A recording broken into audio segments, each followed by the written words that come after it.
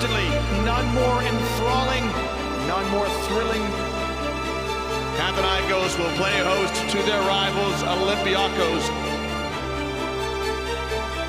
Big plays, big shots, big defensive stops.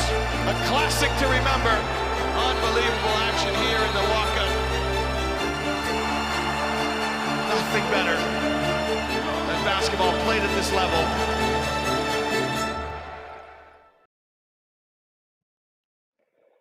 Good evening, ladies and gentlemen. Welcome to the Turkish Airlines EuroLeague Watchalong, where you get to watch the EuroLeague Game of the Week with yours truly. I'm Anthony Goods, representing Swish Cultures, and we got a very, very special guest.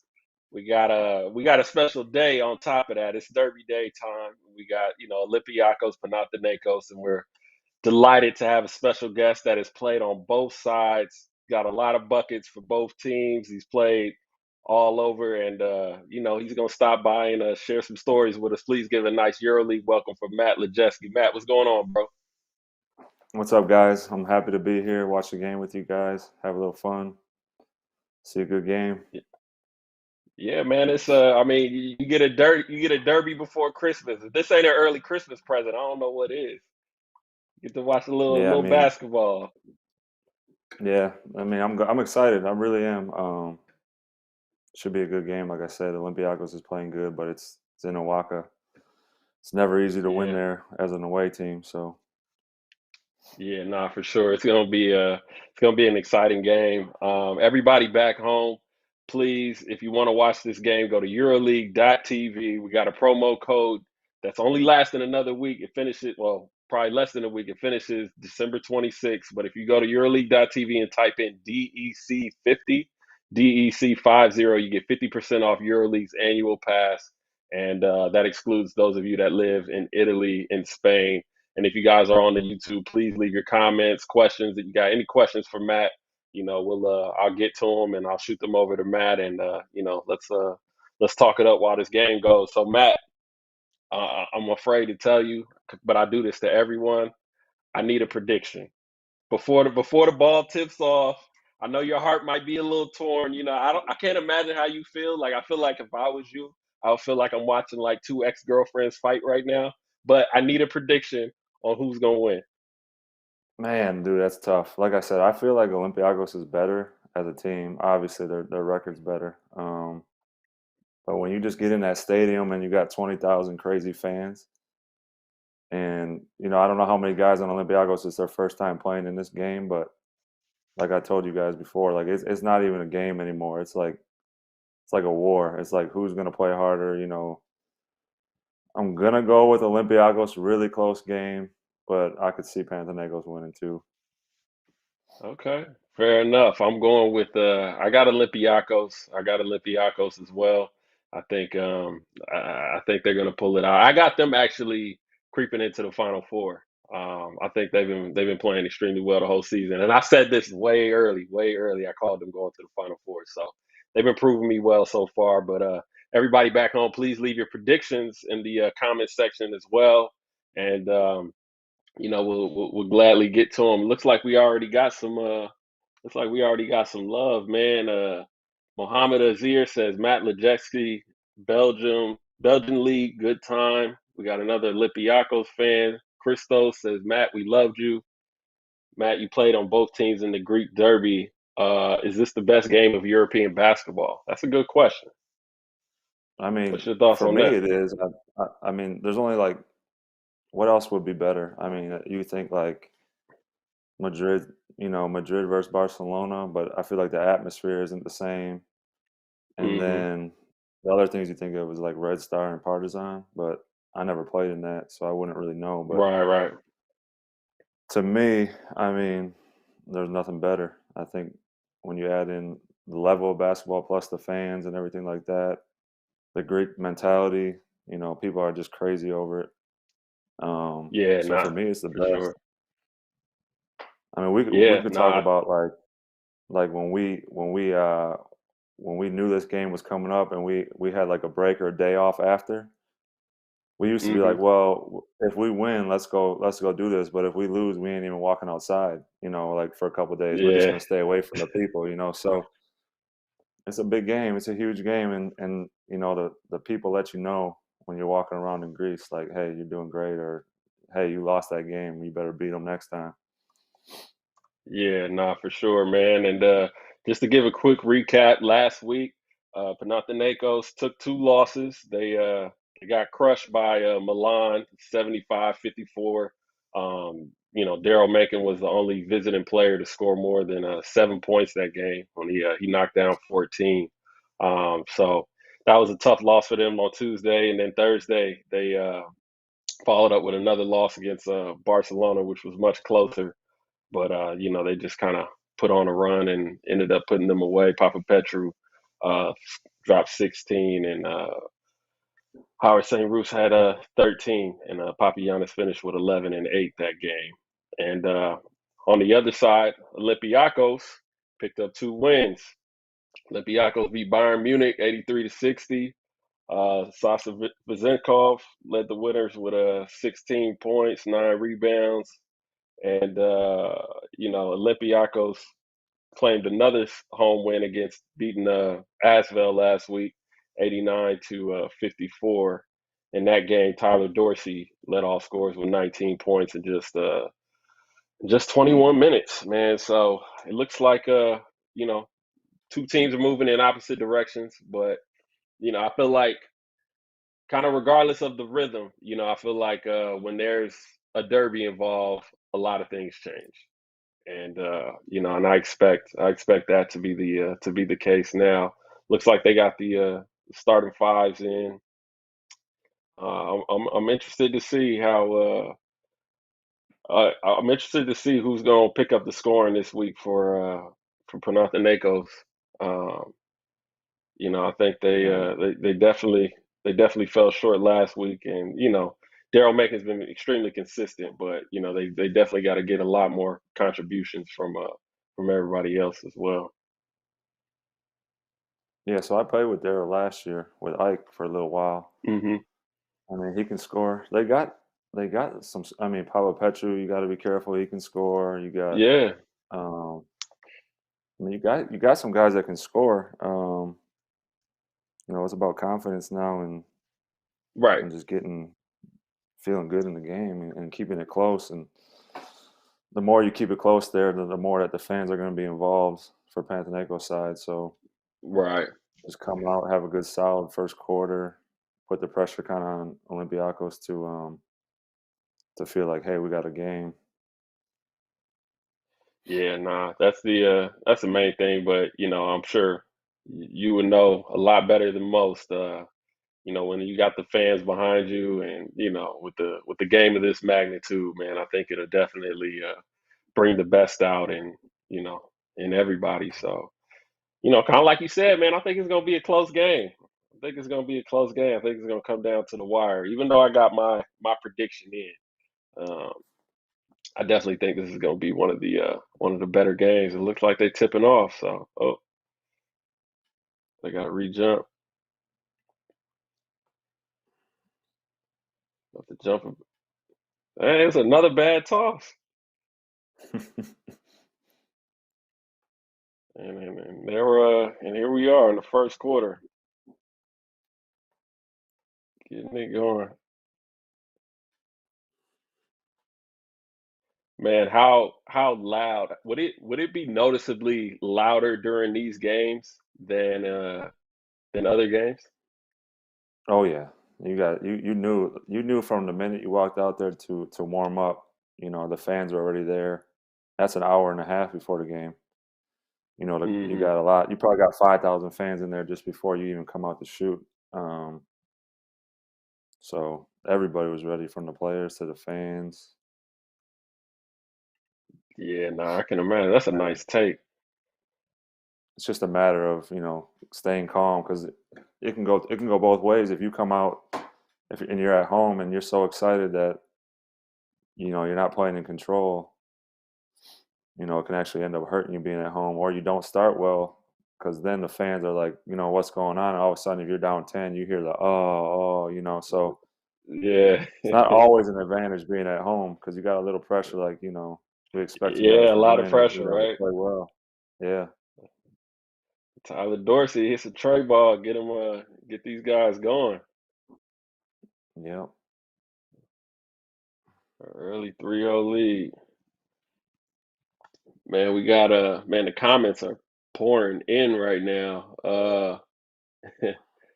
Cristiano says he said Oh my he gosh, did you said see that? Matt. Yeah, that's crazy. He's going. Cristiano said, Matt, reveal your favorite team. I hope it's red. I mean, I definitely had my best years in Olympiacos. That's for sure. I was Right. still younger. Um, we won a couple championships. We made it to a couple Final Fours. I mean, I think like Dorsey's going for three in a row. Hmm. For me, I mean, I never really wanted to leave Olympiacos. I was always planning on staying there. So Right. some things happened, an injury happened, and I ended up in Panathinaikos, and then it was like, how do you not love Panathinaikos? Because okay, I played against them, but they were there when I needed a team, and I stayed in Athens, and it's just tough, because I feel both ways. Yeah. No, I can imagine, man. And then I mean they're in the same city, so it's like, there's a Yeah, lot of familiarity for you, even playing with both teams, I imagine. right. Yeah, I mean, that first couple weeks was definitely crazy when I switched, and I'm not even Greek, so I mean, when Greek players Yeah. switch teams, I'm sure it's even worse. But Yeah. I Describe guess, describe the first couple of weeks. What was tough for you when you first switched over? well, Ooh, was that and one? just in Bucket. yeah, that's a big basket there. Pop. So for Hmm. Pop, I played with Pop Petru for 4 years. He was there all four Hmm. years when I was on Olympiacos, so he went through the Right. same thing. But he wants to come out and have a good game for sure anytime he plays his old team. Oh yeah. But yeah, so just just random because the fans are so diehard in Athens. You get your random messages. Thousands of them. Hmm. Not happy that you switched or not really knowing what the whole situation was. Right. Um, so when you're just out going to the grocery store, who knows what anybody's going to say to you?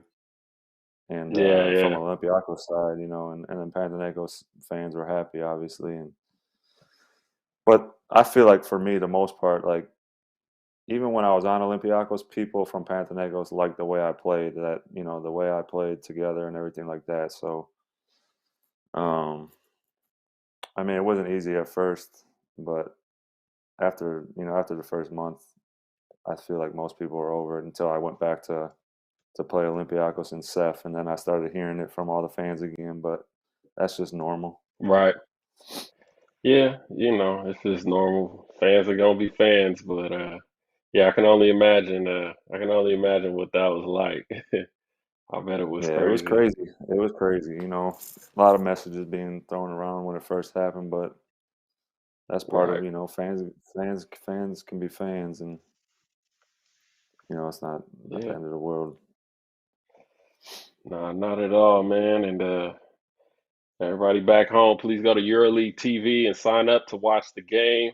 And you can head over to EuroLeague.tv or .net to to get more info, check out stats and facts, and catch all the EuroLeague news. But man, Olympiacos is on point Yeah, today. coming out hot.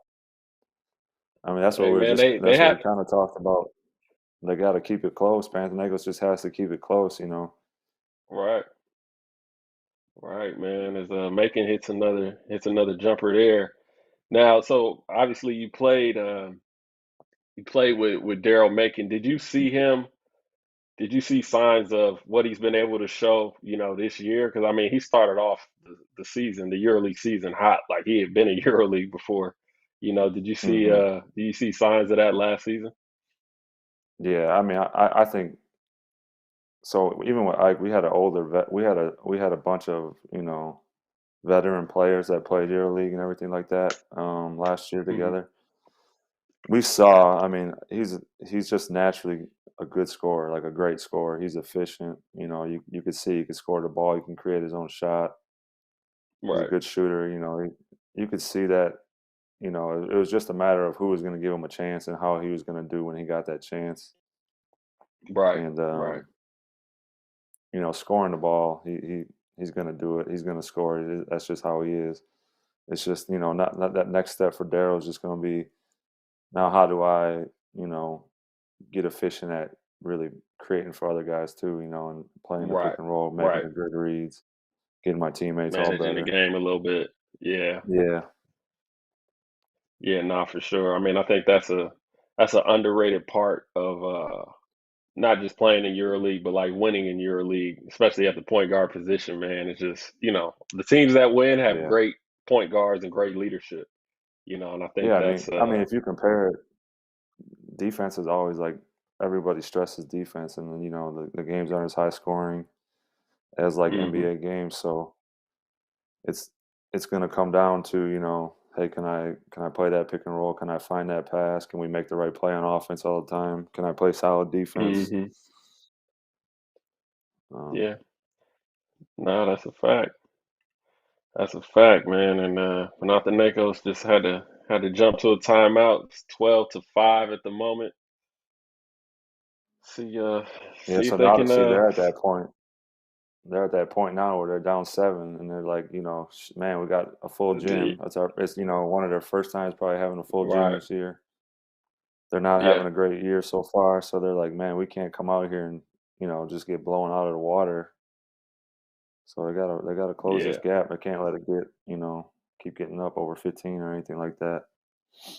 Yeah, nah, you ain't trying to get down 10 too early, man. It's definitely do not want that to happen, man. So with all your years in Greece, did you pick up some Greek? I know a little bit of Greek. I mean, I know a lot of the small, table talk words. I know some dirty hmm stuff, the swear words and all that kind of things that Right, all the right, Greek guys are saying in the locker room and stuff. right, But in Greece, I mean, a lot of people do speak English too, so it wasn't like I was forced to learn the language, um, right, versus other countries where people might not speak as much English. right, for sure, yeah. I heard Greece is a really nice place to live, man. I heard Have you ever been there? it's a good. Yeah, I've been there. I've been there. I haven't played there, but I've been there to visit and stuff like that, man. It's a vibe. Yeah, Food's nice. The weather's cool. yeah, it's I great, can man. imagine Food is living good, there is weather's cool. yeah. If you're an I can athlete there, imagine you living. definitely living a life, yeah. And if you're playing good and you're on one, and your team's doing well, especially on Olympiacos or Panathinaikos, they just love you. Right. Foul and one. Sheesh. Dang. Closest ain't playing. That's his second bucket at the same spot too. You're gonna get to his spots. Yeah, he gets there. He loves that little mid-range shot. Mm-hmm. You're gonna get I to can his see what. spots. Mhm. And then the play before Panathinaikos had the ball, I could see that they wanted to. So when you got a big guy like Fall, I mean, basketball, they're trying to make him play hmm defense. And you got your best Right. scorer, coming off a pick and roll, you making him come up. If he doesn't come up, you got the shot. Right. Nah, that's a fact. You definitely want to keep those big guys in the pick and roll. But thanks to Olympiacos' Twitter, we now know how the players get mentally ready for the game. So let's check out this clip.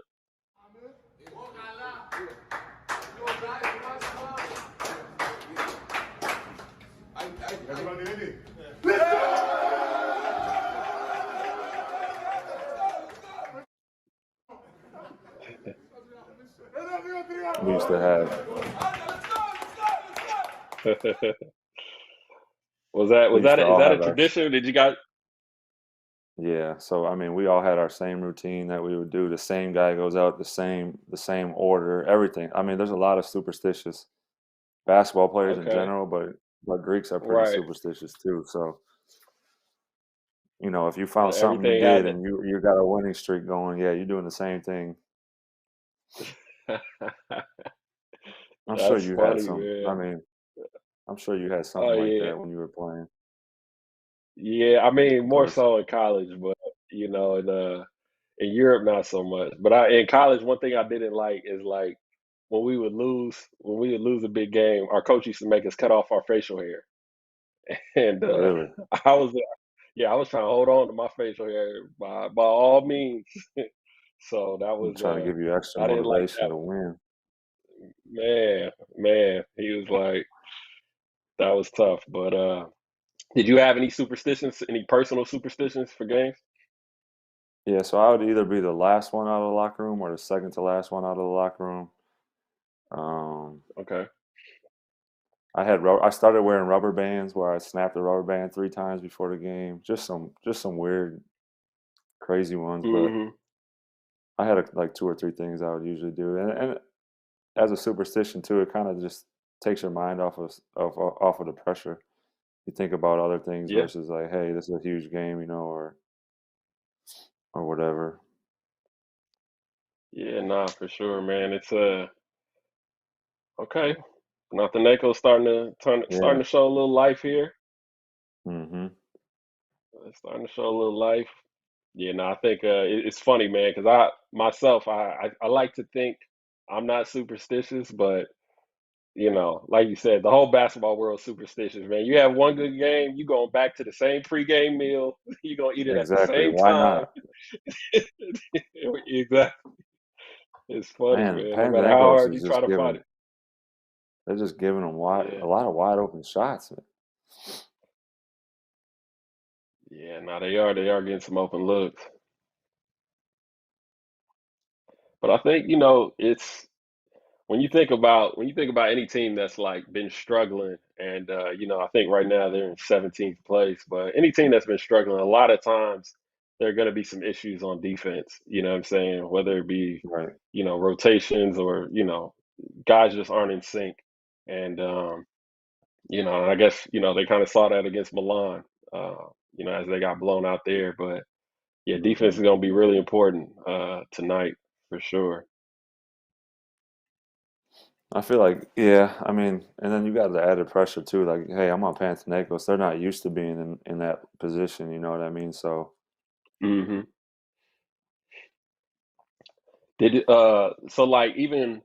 So even going back to, like, let's say, like, the pregame rituals with Panathinaikos, were they different than Olympiacos? Were there any, like, traditions or anything you yeah, guys did before the it game was there? like it was way different. Like, so when we start talking about like, how I said like you knew we were playing each other, a week or two before. Like, hey, you got that game circled on the calendar. Like, hey, Hmm. we're about to play them.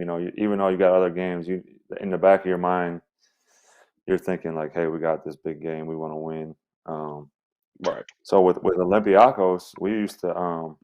I don't know if they still do it or not, but the night before the game, we used to go to the hotel. Anytime we played Olympiacos, Greek League, EuroLeague, we'd have practice. We'd go have dinner at the hotel. We'd stay there the night before, shoot around, go back to the hotel and nap and have lunch and everything like that. But with Right. Panathinaikos, it was like the complete opposite.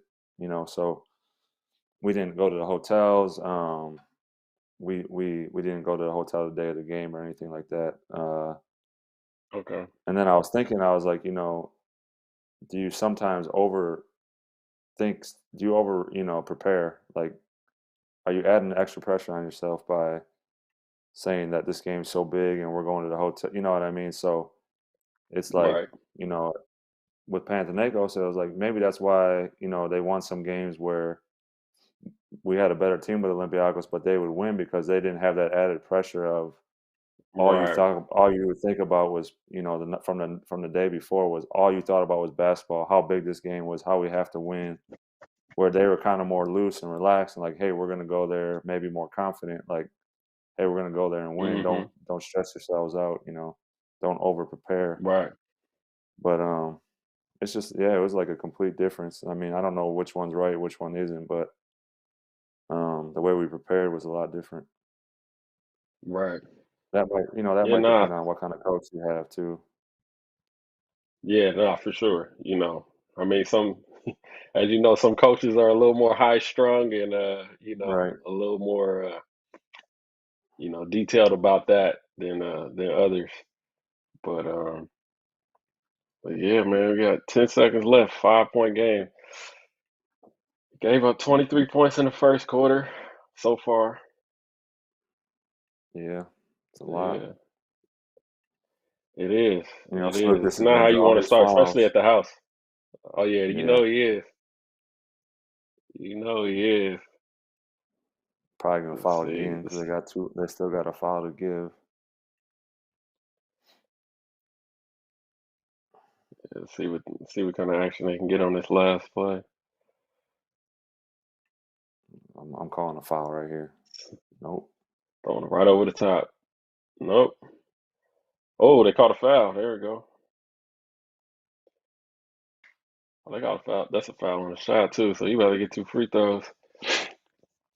Yeah, man, they definitely gotta shore this up. Over the course of your career, did you find yourself getting like, even like looking at Slukas coming off the on ball and getting that foul? Did you find yourself getting crafty in those ways, getting guys to, I mean, I wrapping was guys never like up, the things like that? yeah. I mean, I was never like a huge pick and roll guy and stuff like that. But Hmm. you learn. I mean, you gotta. I mean, if you're gonna play in Europe for that long, you gotta adapt yourself to that kind Right. of style. You know, I mean, that's just being good. You know, like Hmm. I would do things like you coming off. So I got a lot of screens for me to come off and shoot. Right. So you would Right. sometimes bring your arm up through a player to just take a simple Hmm. foul. Just the little things that could give you an advantage or get people off of you or give you 2 free throws. Same thing like the guys For that play sure. pick and roll. The good players all the good players in EuroLeague or scorers. Most of the scorers are good at drawing fouls. I mean, it's just easy way to get to the free throw line. Attacking opposite Yeah. on pick and rolls, or some people just have a. I don't know how you feel. I don't know what type of player you were, but some of those guys are just naturally gifted at drawing fouls and knowing how to get fouled all the time. Which Right. really helps when you're trying to score and getting bonus and all that stuff. Yeah, nah, for sure, man. Drawing fouls is definitely the name of the game, and I was a I was a shooter, so I used to come off screens a lot too, and I think once you guard that vet shooter that gets you with one of those cheap fouls, Hmm. you like, Yeah, all right, I got you. I'm gonna steal this though, but still, but I yeah, got you. but I I mean, respect it. yeah. So that's the thing, though. Like, I don't know if you ever did that, where you kind of like swing your arm up under a guy's arm and then like Hmm. get them off you a little bit. But even if they know you're going to do that, then they don't want to get that foul. So then they might be backing up a little bit to where now you come Right, off, they might not be as close, and you got the shot, or you got 100%, you can turn the corner. Um, hundred you percent. know, 100%. Yeah, nah, for sure. You definitely you want them to get your hands off of you. That way you get the yeah. freedom to run off. So yeah, nah, that's you definitely gonna learn all those tricks playing a year. I mean, even like the post up, like Prentices, you start posting up, the guy pushes you a little bit, you fall forward, to get the ref to Mm-hmm. call a foul. Just those little things that can get you, 2 or 4 free throws or getting a bonus in games. Nah, for sure. They definitely help. They I definitely mean, help, and that's the Spanulis. end of the first. Yes, Yeah, go ahead. Nulis. Yeah. Oh yeah. Nah, that's the end of the first quarter. 18 to 25. Olympiacos is up in the Greek Derby. Everybody back home. We have a fantasy challenge. It's the first fantasy challenge for EuroLeague this season. You can go to fantasychallenge.euroleague.net as we take a look at the best fantasy players from last round. We got Zizic, Mirotic, Decolo, Larkin, and Maldo Low. All those guys had great games last week. It looks like Mirotic leading the way at costing 17 credits.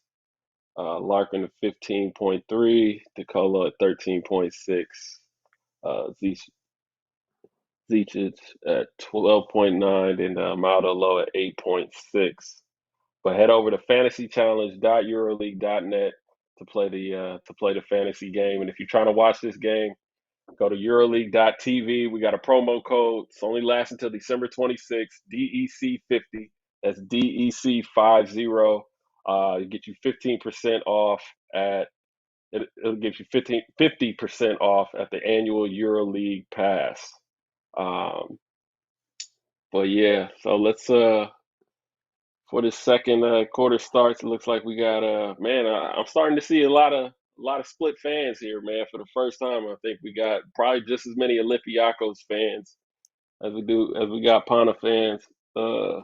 Costas Y2 is for Panathinaikos, and Thodoris is for Olympiacos. But please go to YouTube and leave your comments.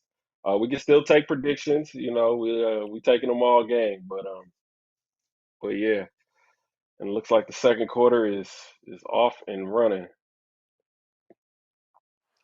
So yeah, I remember you mentioned you played with obviously you played with Papa Petru and Olympiacos, and that was his first professional team. What Hmm. changes have you seen in his game since then? Yeah, I mean, obviously he's getting a lot better. He was always a strong, like, so when he first came to Olympiacos with me, when I was there, he was coming out of college. He was at Texas or something like that. And you could see he was talented. It was just a matter of just getting a little older, improving his shot a little bit, which he's doing. He's shooting the ball better now than he was. And then he kind of already had that European understanding of the game. So just a matter of him getting a chance and then taking advantage of it. And he's been playing really well the last couple of years for sure. And I Yeah, actually no. played 1 year with him. I actually played that year he came. So I played 4 years with him Hmm. at Olympiacos, and then that first year he came to Panathinaikos. I was there with him too. So he's Right. actually my longest teammate I've ever had for 5 years. So we played 5 years together. No, that's kind of cool, man. I mean, I think it's always dope. That's a good cut. Hmm. Is that an N one? Yeah. Okay. Yeah. Yeah, nah, it's always dope when you got familiar faces, when you're going from one team to the next, or even just going from season to season on the same team, man. It definitely helps, and kind of like we were talking about before the show, man. Just that camaraderie, and just really makes the experience, better, you know, Right. regardless of where you're Yeah, playing. it does. Yeah. It does. So I mean, you see uh, Olympiacos is just running their stuff like crazy. I yeah. mean, I don't know if Panathinaikos is in some zone, but you can see just how well prepared Olympiacos is. Um, y- I played for Coach Barzokas when he was there. I thought he was always a pretty good coach. Was thankful for him because he kind of gave me my first EuroLeague opportunity. mhm. So now that he's back there, he's doing a good job this year, obviously. But like I told you when I was talking about like preparation and how each team was different, Mhm. you could tell before, like, okay, when I was in Olympiacos, we probably had the better team as a team, but sometimes that talent that Panathinaikos had would just be better than us some games. But I think the thing is with Panathinaikos is they just don't have that same talent that they had when they were always in the top five, Right. in EuroLeague, Right. and where it didn't matter, sometimes how well you prepared, they were just that good talent wise. And Mhm. now it's kind of a little different where, hey, you know, we don't have like they have some obviously really good talented players, but not like they had before. Right. Yeah, no, that's a fact. And real quick, we're gonna go into our EuroLeague Watchalong player head-to-head matchup. And our matchup this week is Nemanja Nedovic and Tyler Dorsey. Nedovic coming off of a solid performance last week with 18 points against Barcelona. He won the 2017 EuroCup with Malaga, and he was Week 16 EuroLeague MVP for the 2020-2021 season. And Tyler Dorsey on the other side, he had a big game last week with 19 points. He's averaging 13 points and shooting 43% from three. He's having a really good year. He's fifth this season in 3-point shots made. And yeah, man, it's been dope to kind of see Tyler Dorsey, come over to Olympiacos this year, and playing with such confidence.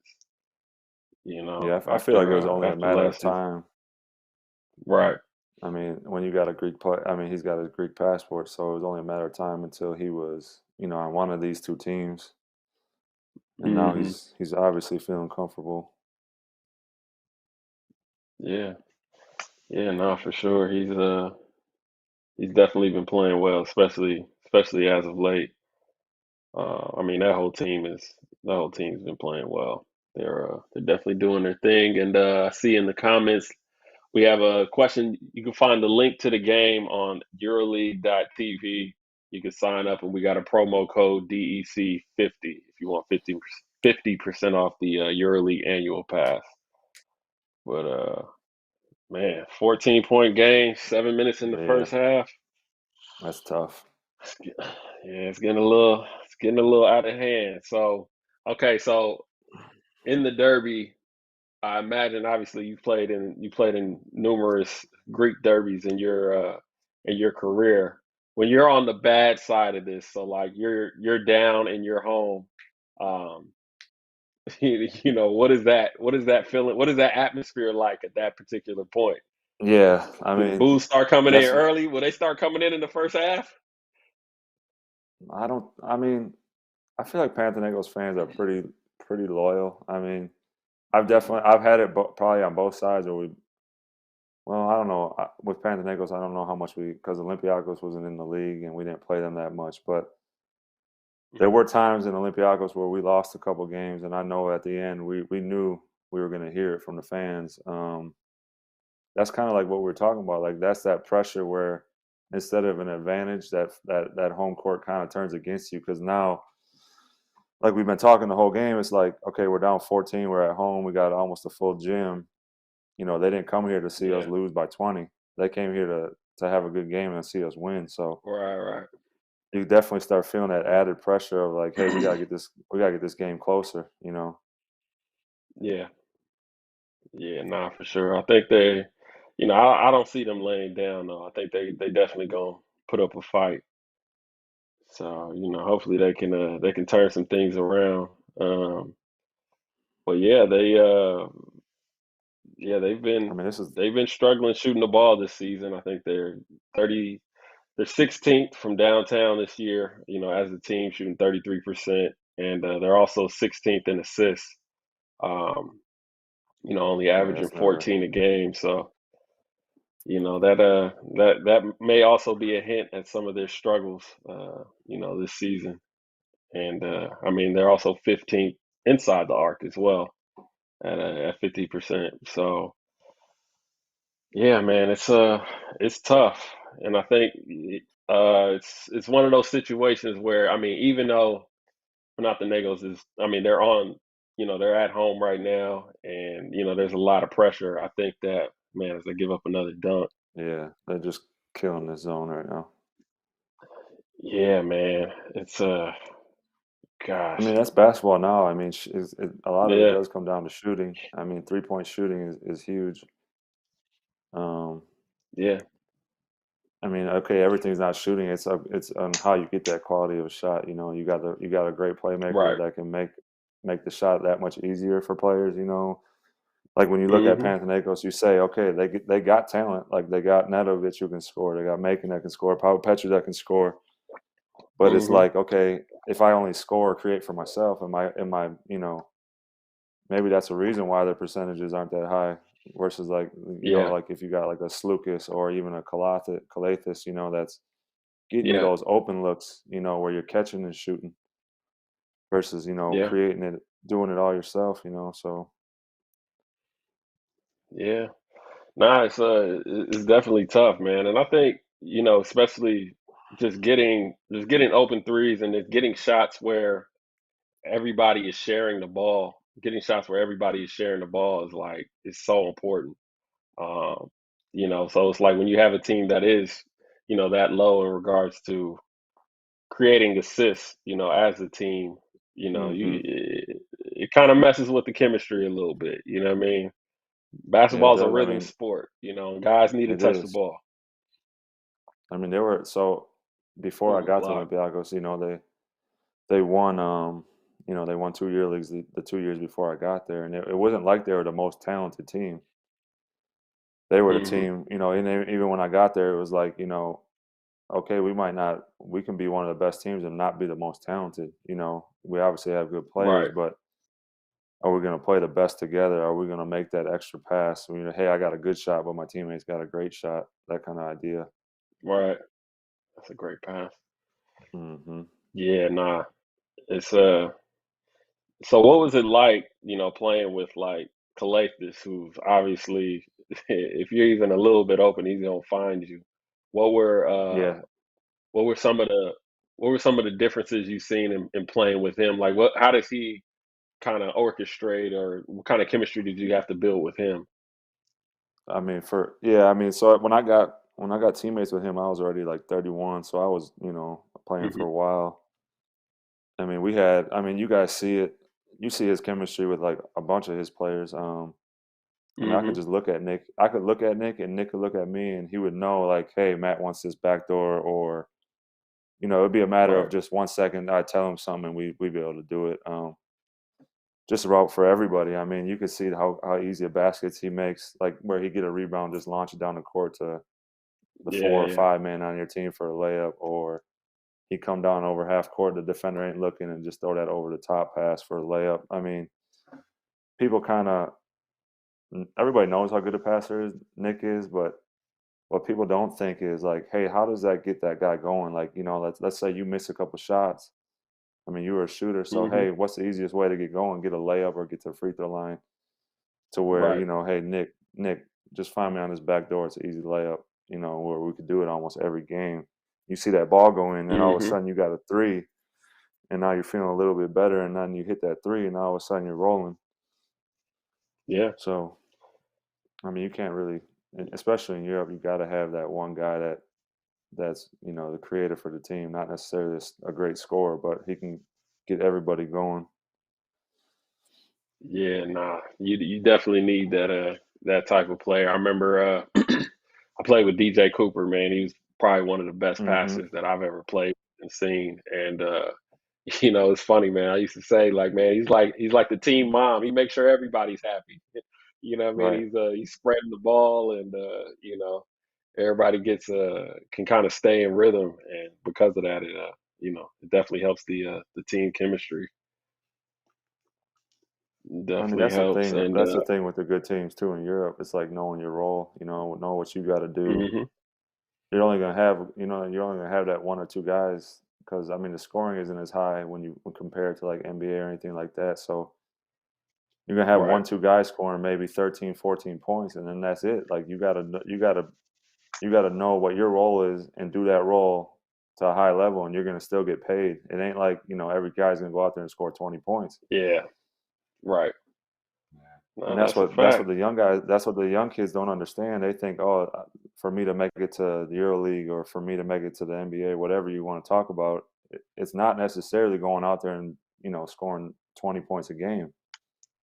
It's about, Hmm. hey, can I do this role because this is what that team wants, or can I hit the open shot? Can I play team basketball?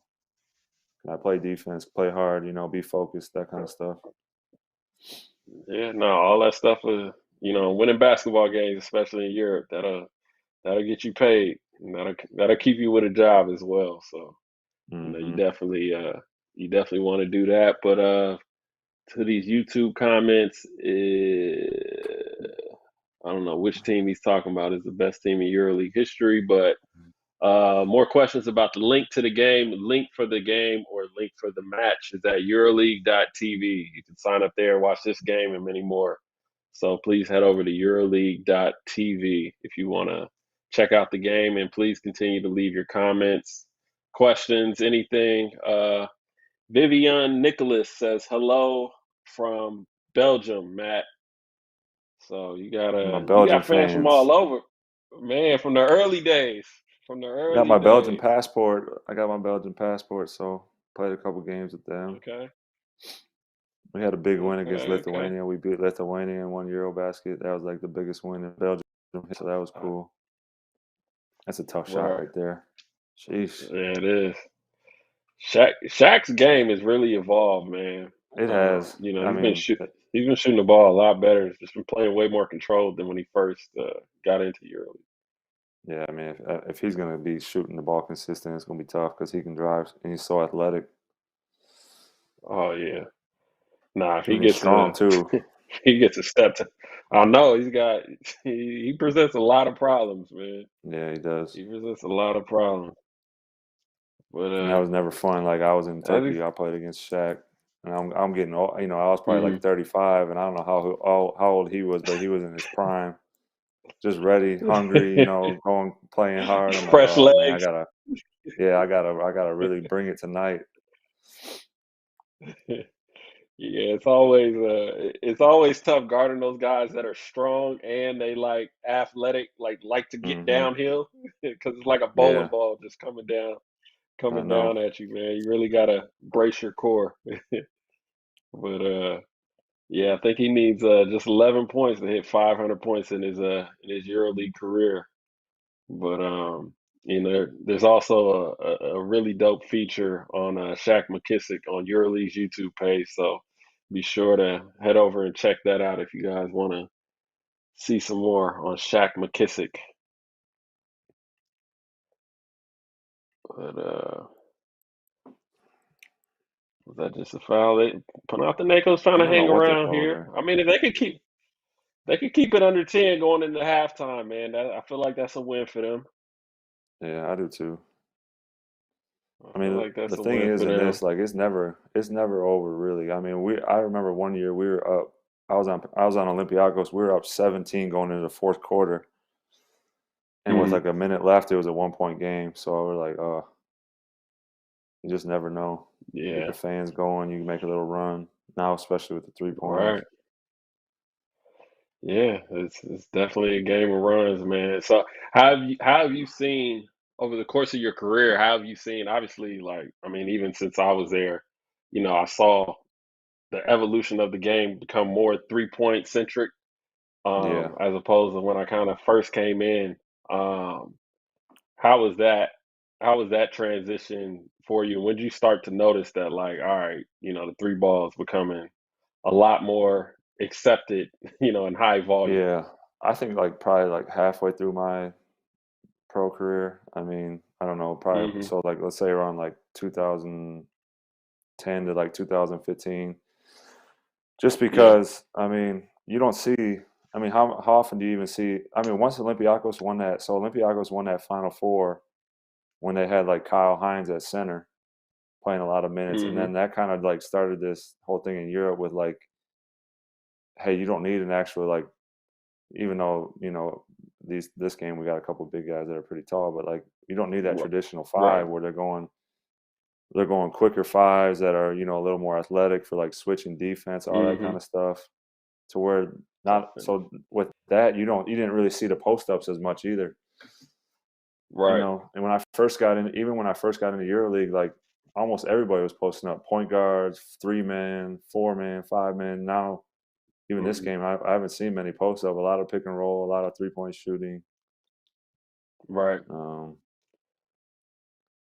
Yeah. I No, mean that's that a all that that's a fact. that all comes back to Steph Curry. I mean, like Steph kind of Yeah. changed the game of basketball. Yeah. No, I think you know, I think that definitely changed a lot of it. And, you know, but I think too though, you know, I think the European influence on, you know, basketball changing came with, you know, big men shooting threes, you know, first. I felt like that was primarily a European Yeah, that's thing. true. Yeah, Um, you'd have to stretch you know what I four or mean? five. You had the stretch fours and then stretch five started to creep in there little by little, you know what I mean? Hmm. And now, you know, I feel like most teams are looking for stretch fives. You know what I mean? It's Yeah, you know, if you're a five that can shoot the ball like Sonley, you know what I mean, you're gonna get minutes. Um, yeah, I agree. but Almost everybody's shooting three. Even yeah, yeah, no, Marjanovic shot a three last.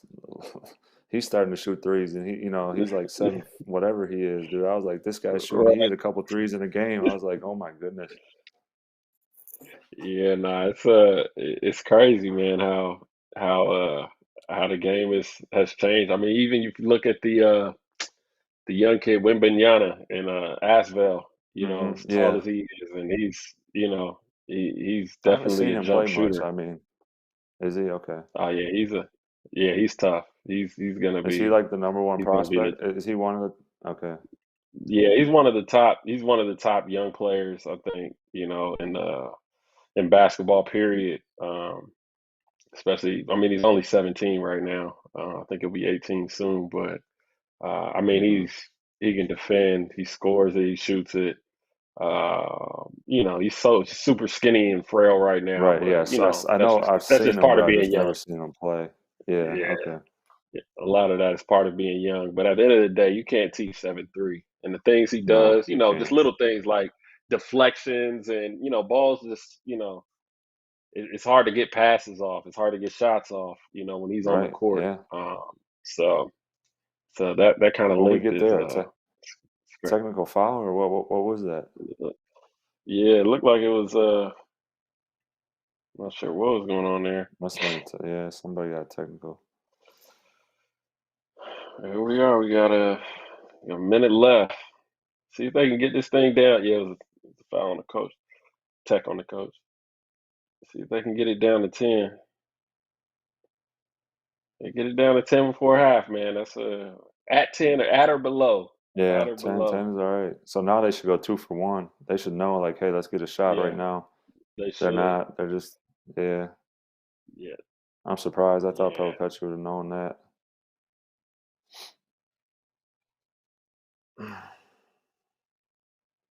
yeah. Okay, so it looks like well, there's a 3-second differential, so they'll at least get a heave up.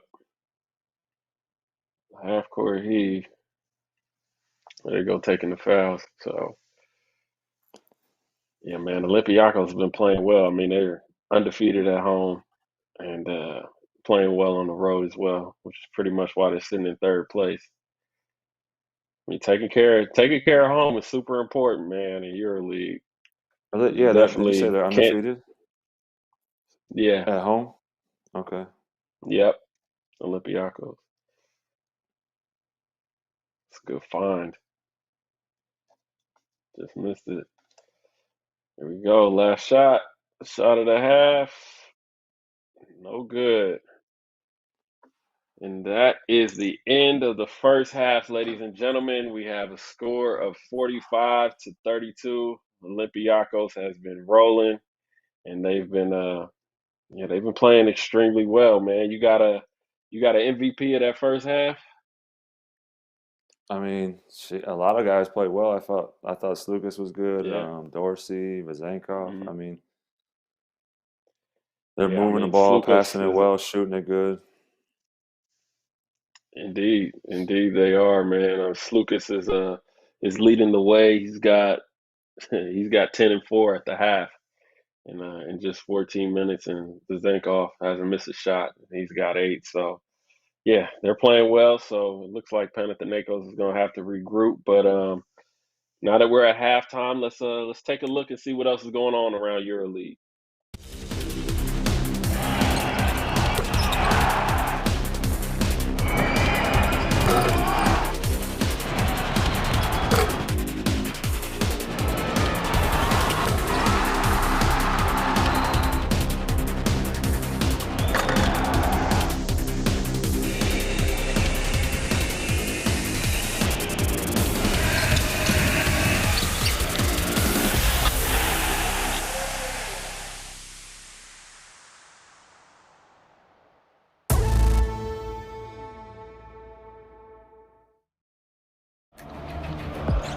El Chacho! Behind the back pass!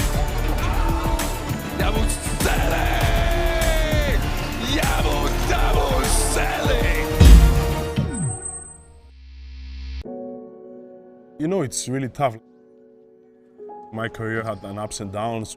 Every player wants to play more, of course, and every player wants to perform well. When you get less minutes, you want to prove that you have to play more, but it's not so easy. You have to be ready for the moment, the opportunity. You practice so hard, but the opportunity maybe once or twice.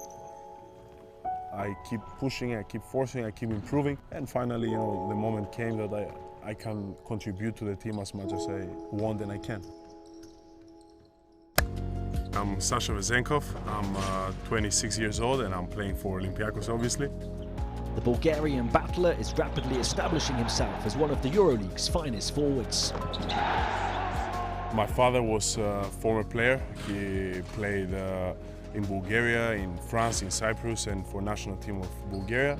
And also my sister played college basketball and then in Cyprus as well. So like basketball is in the family. I had to keep going and I wanted to keep going with basketball.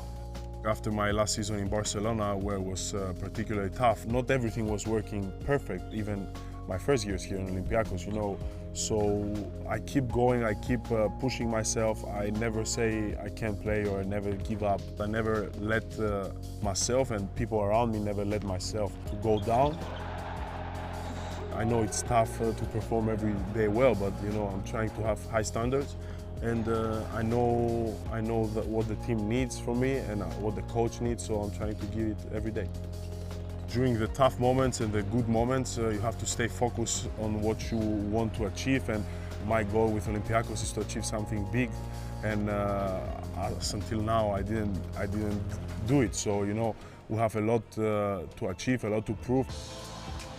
Now in his fourth season in Piraeus, Vezenkov has trebled his scoring output, carving out a key role for a genuine top 4 contender. Sasha is one of my favorite players because he lives for basketball. He practices so hard. He doesn't have any day off all year. I mean, even the summer. He's practicing every day, always with the same attitude. So what he achieved until now, he deserves 100%. He's a fantastic player. Sasha's an amazing guy, especially off the court. You know, if I ever need anything, he's always like reaches out, and me and Sasha, we're goofing off a lot, 24/7. He's probably the person I feel most comfortable around just because he has the biggest heart. Last season in practice and towards the end of the season, I'm just like, oh my God, if this guy doesn't miss. So for me, the shots that I've seen him make, the decisions, his IQ, he's just a really talented player. I feel blessed and I feel really grateful because I had some really tough moments going through, and I was mentally tough, and I'm glad to the people who gave me the opportunity to show what I can. I love basketball. I'm obsessed with it, so like I really like it, I really love it. So from the first moment, I never say it's easy, you know, but it's really hard. But my mind, my heart, and my whole life is dedicated like to this.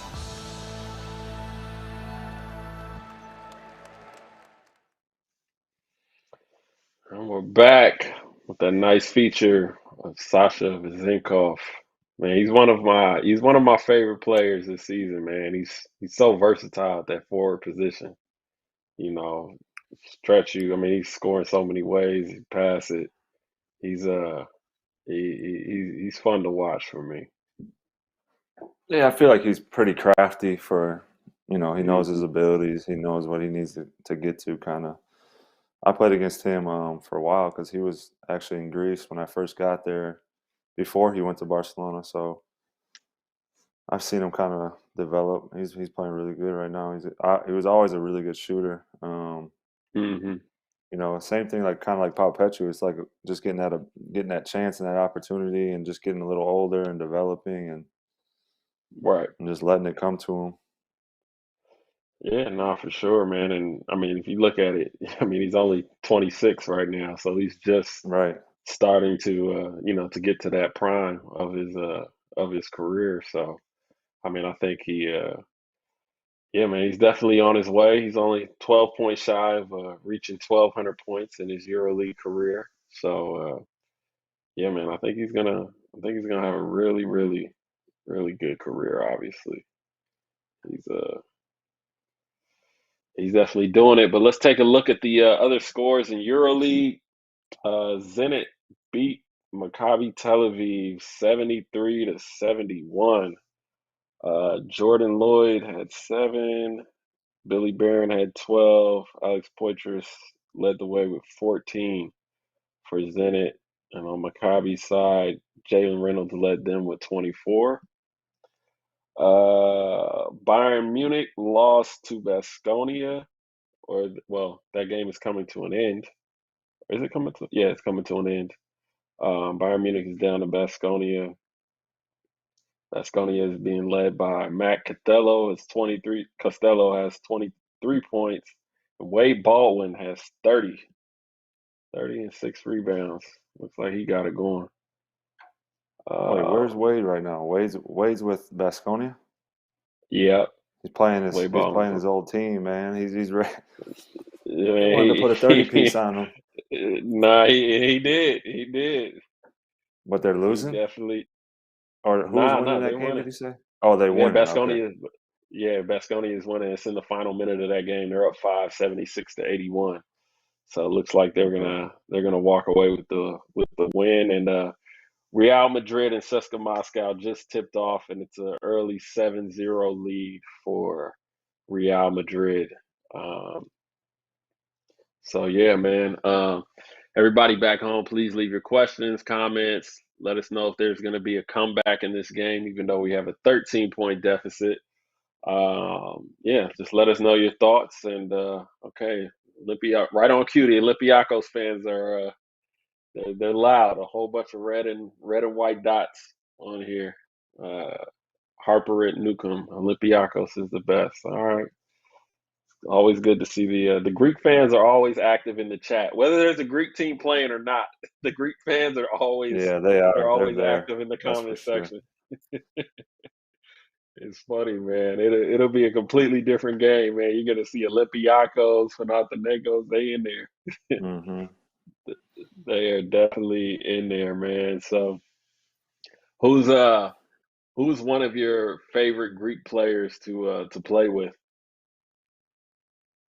Ooh, man, so obviously I played with Spanoulis for a while. I played with Papetriou, he was my longest teammate. I mean, then we were talking about Nick.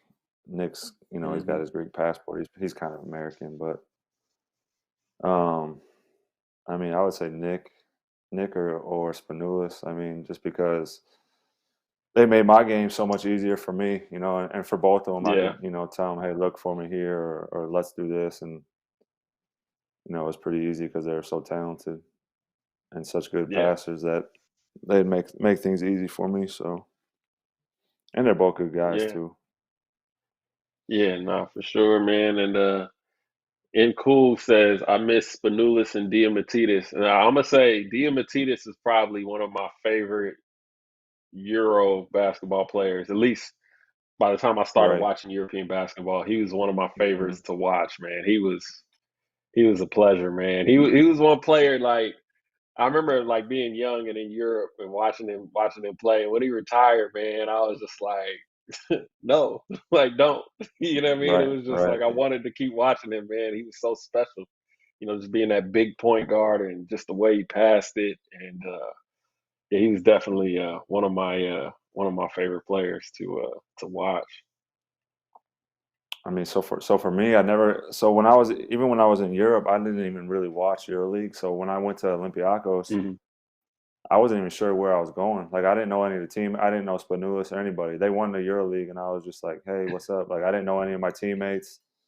I didn't know Diamantidis with Panathinaikos, so I didn't really get to watch him when he was really in his prime, because by the time I got there, he was probably, in his 30s already. But yeah, that was one of my funnier stories. It's like I got there and, they just won EuroLeague, and I didn't even know who Printezis was, Spanoulis. I didn't know any of them, which kind of helped me because I didn't know what I was getting into, so I was just kind of like showing up ready to play ball, not worrying about like, hey, there's a lot of pressure and all the stuff that comes with that. So yeah, nah, I think that's probably the best way to do it. You know what I'm saying? I think that a lot of times, like, you can't get caught up. I mean, it's basketball at the end of the day. It doesn't matter who's on the floor.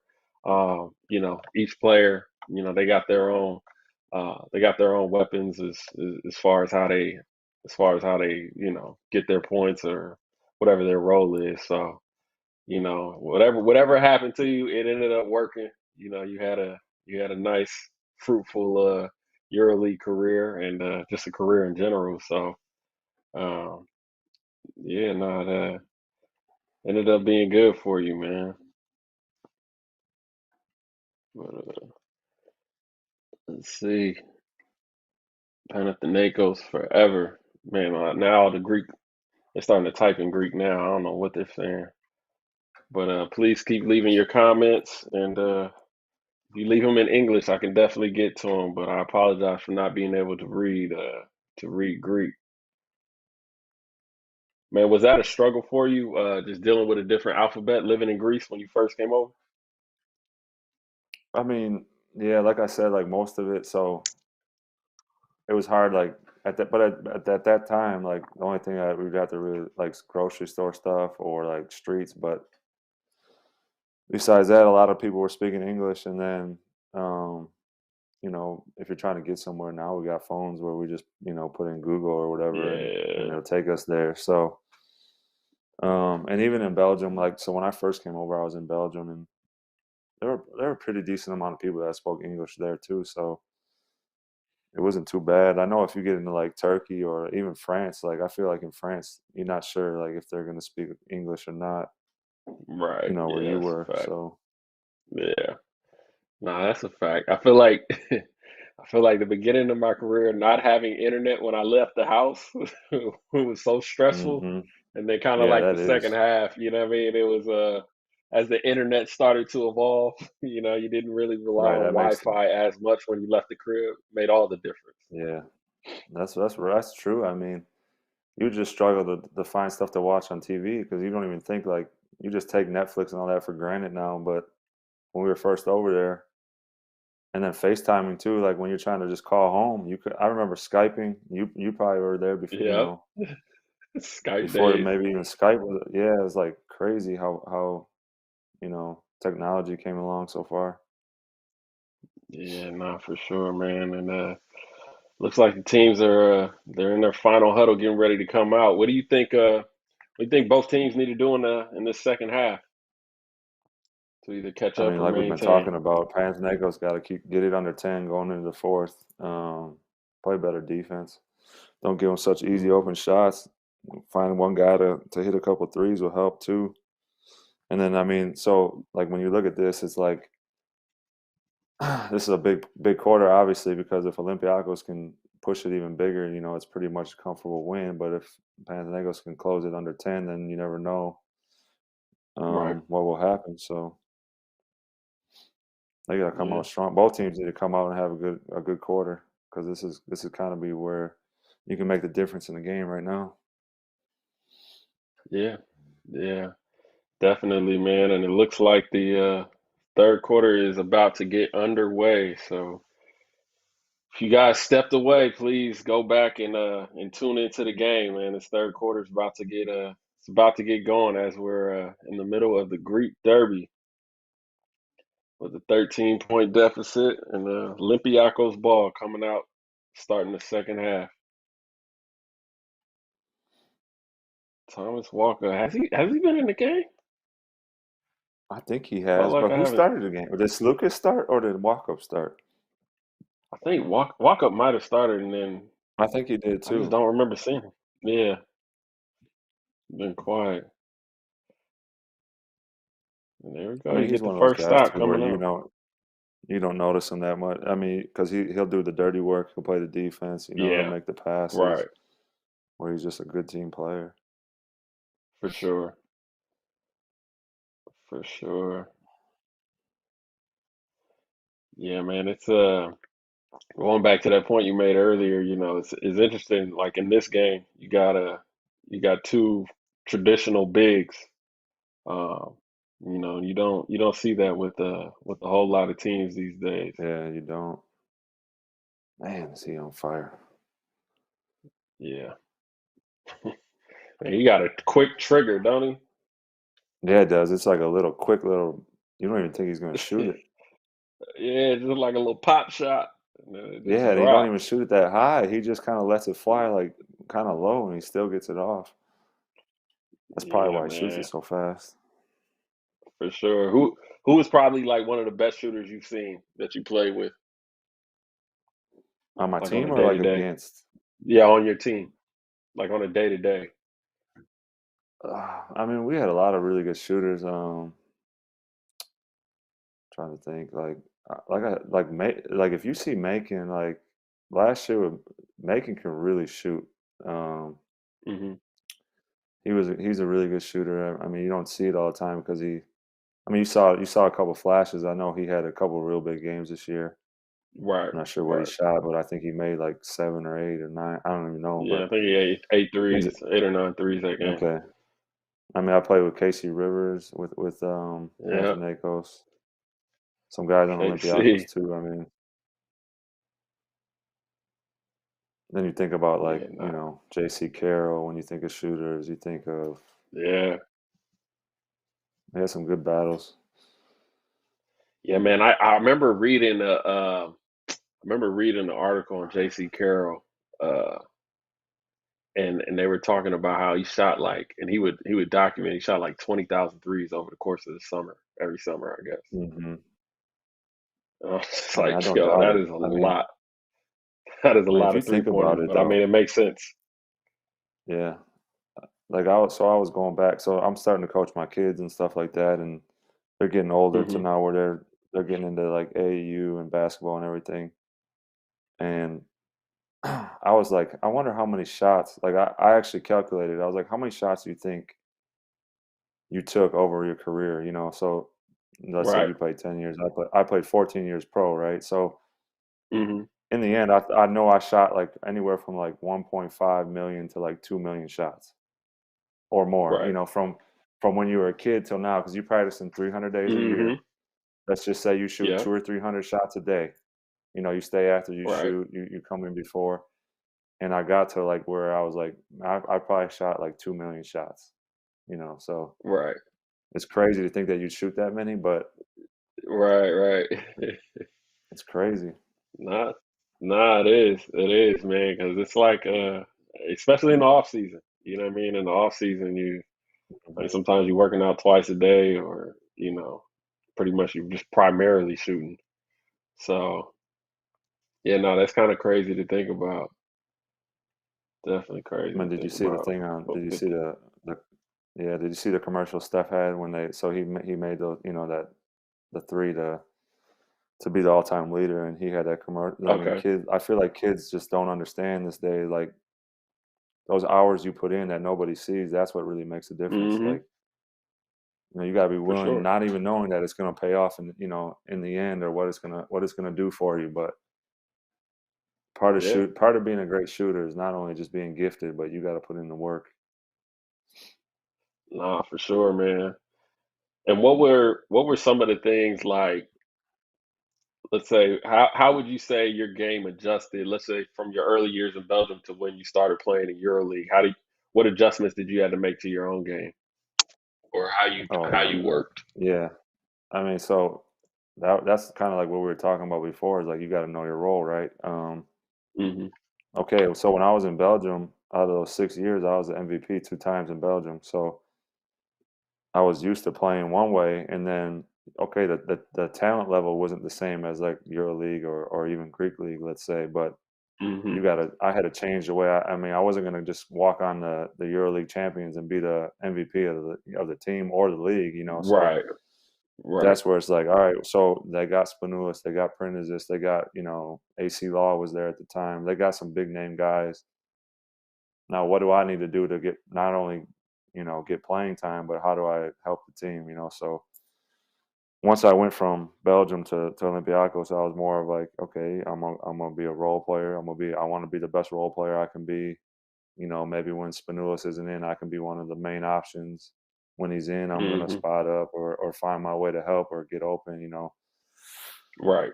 And that's what's important for the young guys. The people that are trying to work their way up into the EuroLeague or whatever they want to get to. It, like I talked about, it's just like know your way that you can be valuable for a team, and it doesn't necessarily mean scoring, Yeah.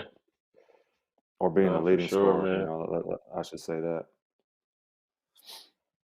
Yeah, and that's and I think as you one thing I see a lot with this with these EuroLeague games is, like one thing I love about Milan's team is they space the floor extremely well. Like the wings, they're like deep in the corner, Mm-hmm. they're not Right. like gravitating up towards the ball, that we kind of do. And that was Exactly. one thing, even in my career I had to learn is just like in the corner means in the corner, you know what I mean? And it helps the big that's rolling, it helps the guard that's Right. running the pick Exactly. and It's roll. gotta. Like Yeah. and it helps It you get does. open shots. You know what I'm saying? It's Exactly. like Because then just if one they help step off you, makes you a got it. world of a difference. Yep.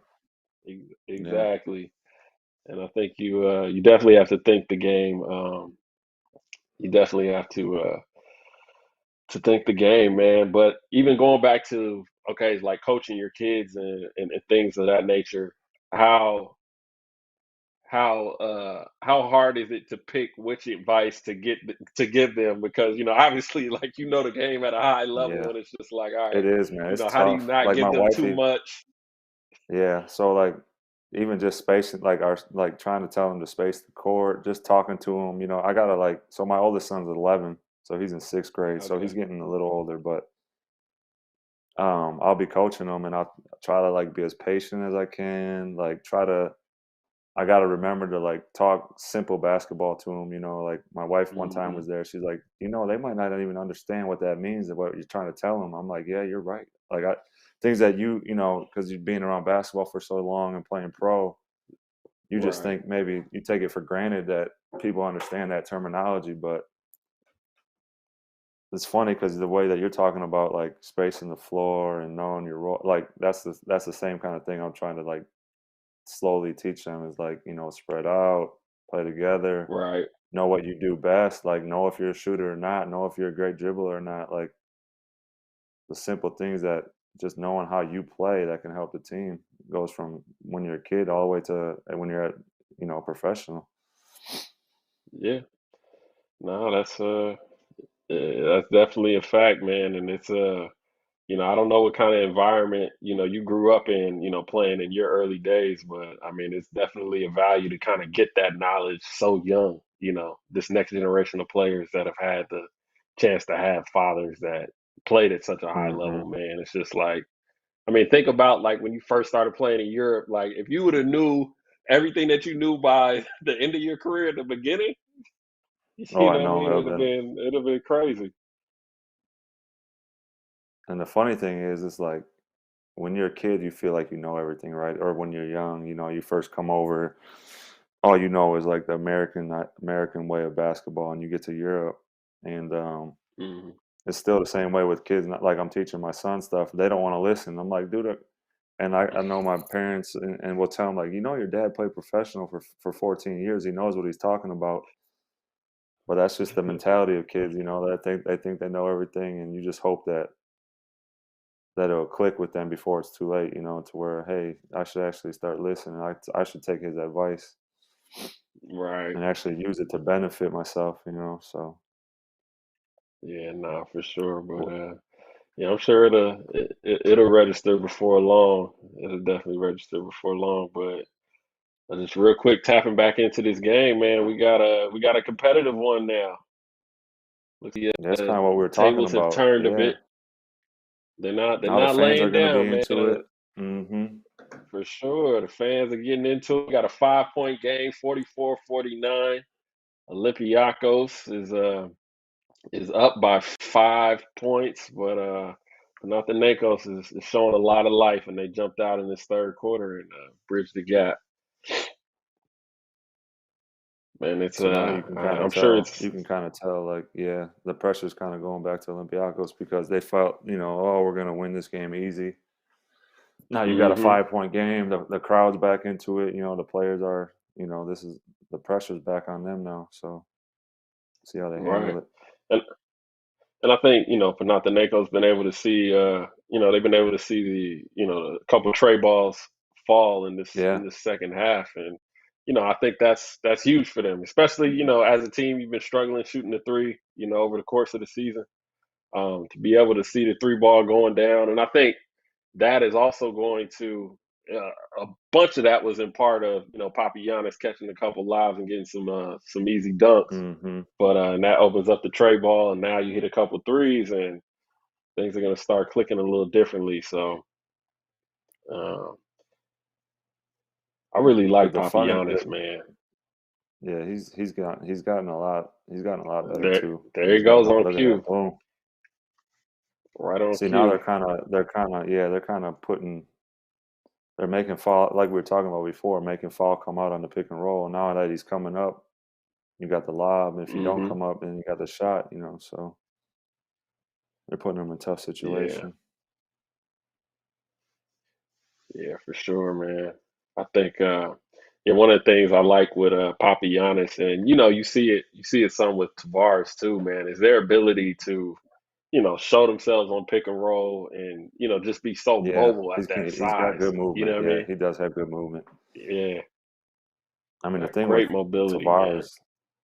Tavares is just like his timing is like unbelievable too. It's like not only is he that tall Hmm. and that long, like he doesn't like he's just really good at reading when to jump for the block or how to guard it. Right. Yeah, nah, for sure, man. We got a 3-point game here with the last 3 minutes of the third quarter.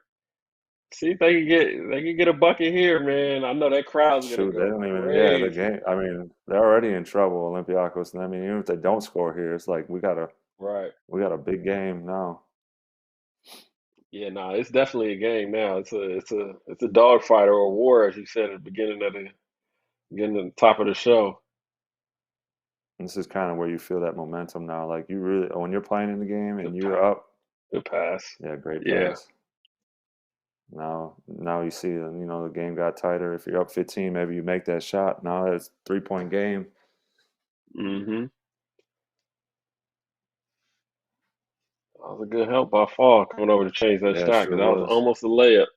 That was almost a layup. He saved that one. Got a minute 50 left. Good move.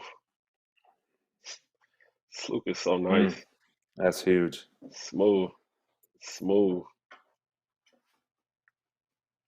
Yeah, that's a That's the huge thing with three Sloop, ball. man. Like, so I played with Lucas for a couple years, and he was kind of playing. This is when he was a little younger. He was a little bit behind Spanulis, and Mm-hmm. he wanted to go, get a bigger opportunity, like for more playing time and stuff. And he came back, but he's not like he's the quickest dude, but he works hard. He knows what he can do and what he can't do, and he Big finds a shot. way to get that shot off. That's a huge shot right there. Yeah, that is a huge shot. That's the second one of the half. Yeah, I feel like with Slucas, man, I feel like he's super good at playing with his speeds. You know what I mean? He goes from Hmm. slow to fast, and then he's gonna pull back on you. Like he's really good with his speeds. It's It's a good fit. Yeah, it looked like it might have hooked him there, but yeah, I mean that's the thing with him. Like, so he's not just gonna blow by you. So he's got to be deceptive, Mm-hmm. with his moves and with his slow change of direction, change of speed kind of thing. Mm-hmm. And he's just really good at reading the pick and roll and playing that. Good move.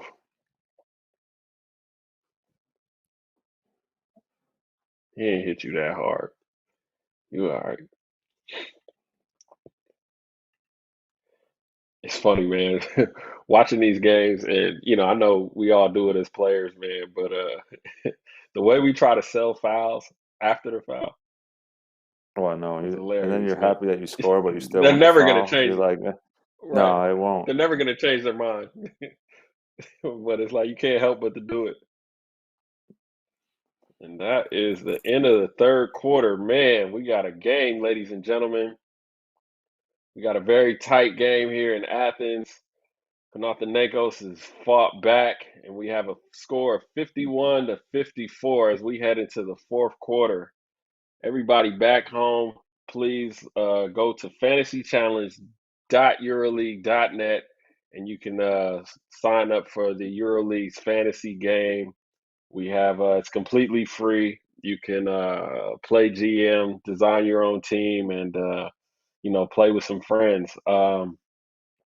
If we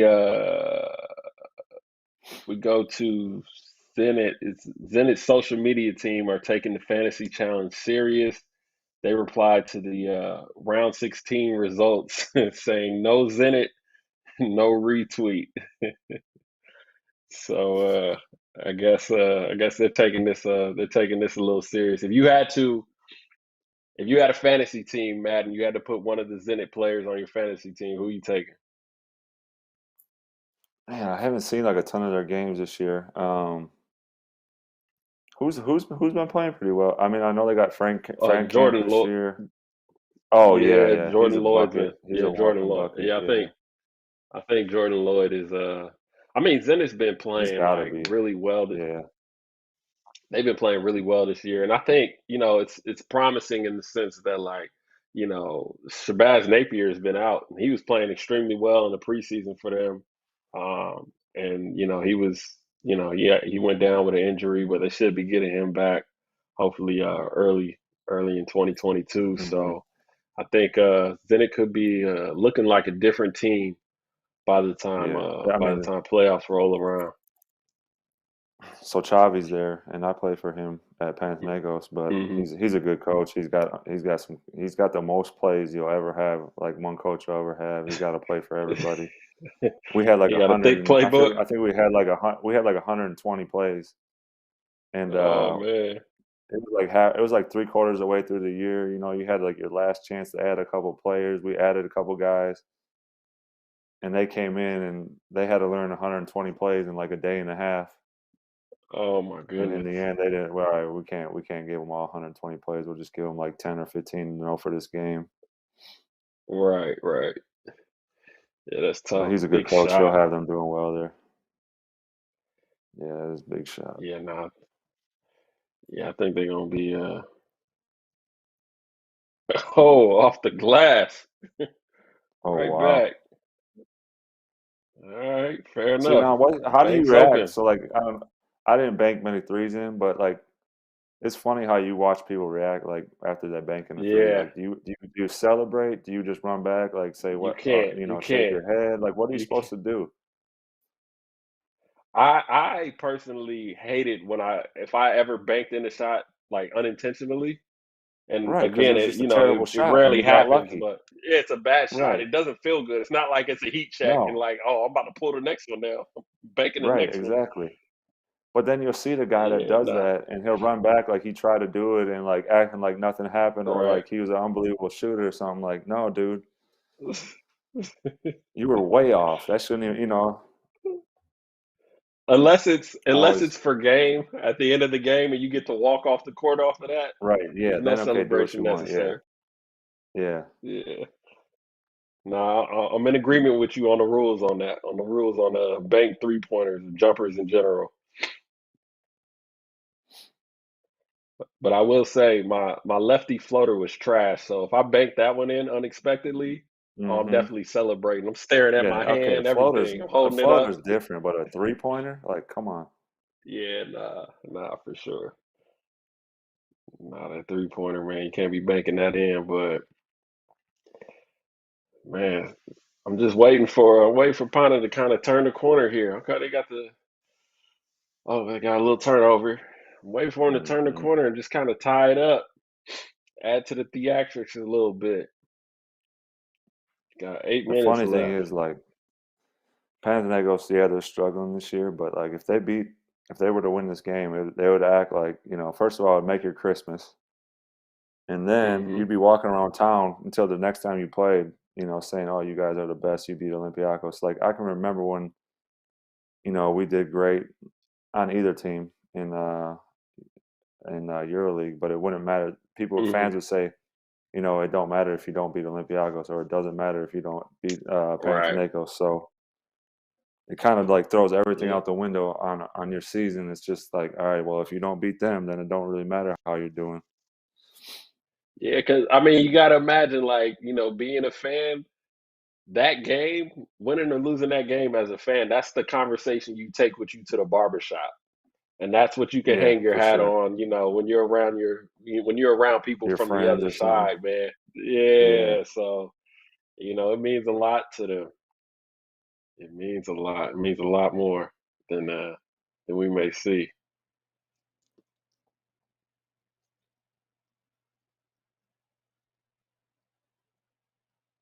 Man, they are moving the ball. Yeah, that's a great pass. Good finish. I'm a little behind you, but yeah, that's just like that's what Coach Barzogis teaches. He's all Mhm. about movement, ball movement, passing. Spreading the court. Yeah. They definitely it's helping them. It's helping them maintain this lead that they have. I can definitely see a lot more energy on Panathinaikos' side, but definitely got to get some. Definitely got to get some easy buckets. Definitely got to get some easy buckets. It's funny, like when you No. compare countries, like just the way they play. Mhm. I mean, I feel like Oh yeah. like if you were to categorize like French league and this. Okay, let's say in France you might have a lot more athletic players, but you might not play as well or pass as well. It's just like Mhm. every country's got their own little style, and in Greece, For sure. like ball movement, spacing, just the people that watch a lot of basketball games can just see it doesn't really matter what Yeah, players the are on that team. details. Yeah. Yeah, for sure. You definitely see the details. There you go with that pullback. They Mm-hmm. definitely, yeah, you definitely see the difference in the styles of play, depending on what countries. But I feel like I'm starting to see more now. International coaches are changing countries. You know what I mean? You're starting to see, Right. and even in the domestic Yeah. leagues, you're starting to see more coaches from other countries, and I think that's it's really cool to see. You know what I mean? Because it's just kind of like, even playing in France as long as I did, like you just knew if there's a French coach on the other side, 80% of their playbook's going to be like your playbook. They're going to have Right. similar Right. actions, and it gets kind of Mm-hmm. redundant. But then when you get that one coach from Spain, and their system is just completely different. I mean, that's kind of like that. So I don't know who started it. I know Fenerbahce was doing it early, but they got that pick and roll back pick now that everybody is Yeah, the doing. I don't know Spanish if you pick were and doing that roll. when you were, Yeah, yeah, the yeah, Spain pick and roll yeah, they call it or whatever. So yeah, yeah, you get them certain plays. It's like, all right, this is a good play. Every country's gonna have it in their, in for their sure. playbook. But Oh, that's a good take. yeah, he's got him going both ways. Yeah, Shaq's hooping today, boy. It's a good. Oh, man, it's nice. It's nice having a skyscraper out there, man. You throw a bad Yeah, lob, he can make up for it. Turn I a bad know. lob into an assist.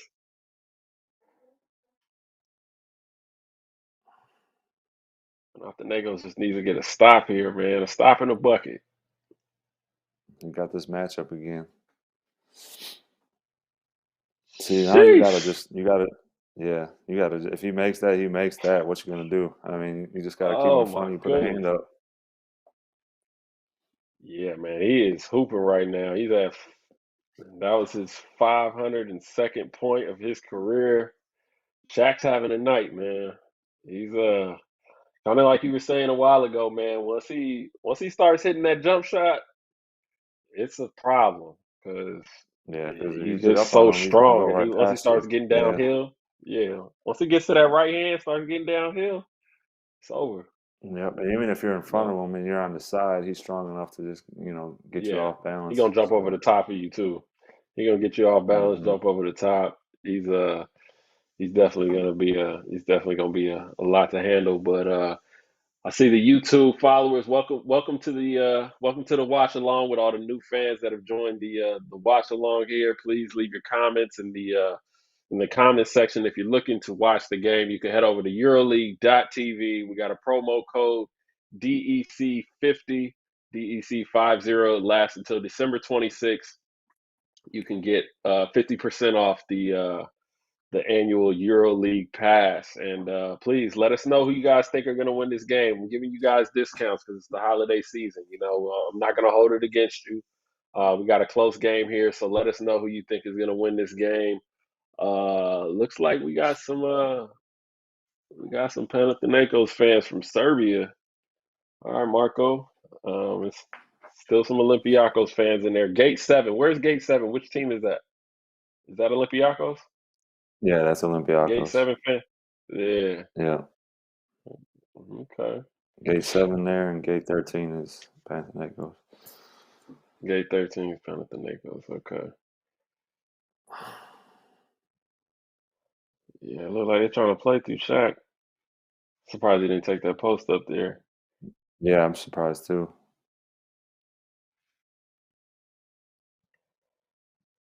Man, they might have been passing that one a little too much, man. He should have played that post up, but he should have. yeah, man, we get under 5 minutes. We got an 8-point game. See if they can creep back into this one. They've been running that horn set with the guard a lot in this half.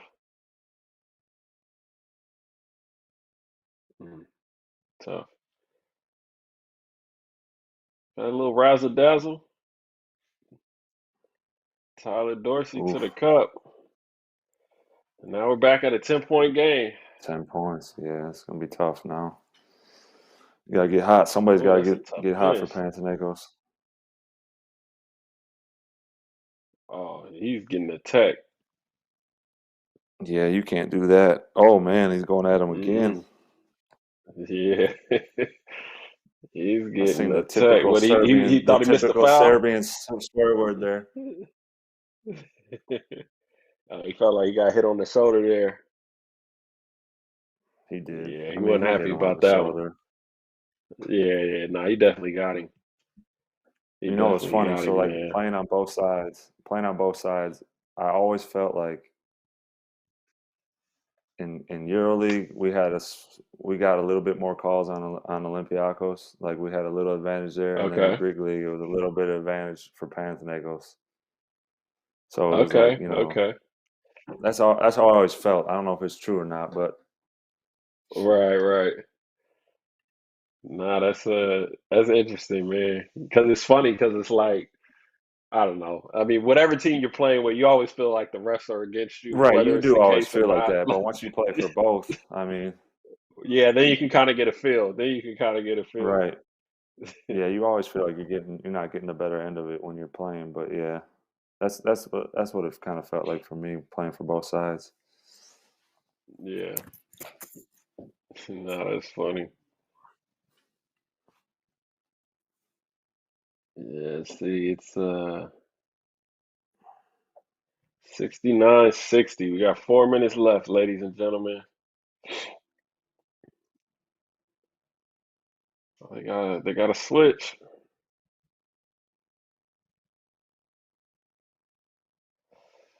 Tough. Pretty good defense.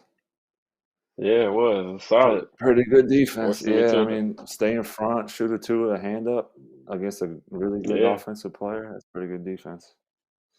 Man, it's such a blessing when you got a forward that can switch on a guard and just keep it interesting. I mean, that's kind of what it was. So like, that's a tough shot. Yeah, that's a dagger right there. My goodness. 3 for 3. So yeah, like what you're talking about. So like when we were talking about like a big guy that can move, you know, or you know, like a Hines or whoever you want to compare him to, but it's the same thing too. So like if you got a good switching team, you got guards that are big, and then when you switch, there's no advantage inside, and then the big guy that's outside can move, so there's no advantage there really either. So right, that's kind of what, like, you know, to where you're not giving up any open shots, because if you just switch and put a hand up, you know, and they make it, they make it. If they don't, they don't. Most of the time, they're not going to. Right. Versus having to like play like a flat or play like, you know, a hedge out to where now you're giving that weak side pass up or the lob or, you know, whatever. Yeah. No, you're right, man. It's I mean, I think anytime you have like a big that has to play a switch, you know, I think the main thing is, you know, the big just has to give some kind of effort. Like, you know, nobody's expecting you to just, you know, sit here and rip the guy or anything like that. It's just make him make a decision so we can all react. You know what I'm saying? And just kind of, exactly. you know, pick a side, man. I mean, so some teams now, like let's say like a Papa Petru or like a Papa Nicolau. So when I was with when I was with Panathinaikos. Anytime Nick played, Calathes played all the pick and rolls, right, or most of them.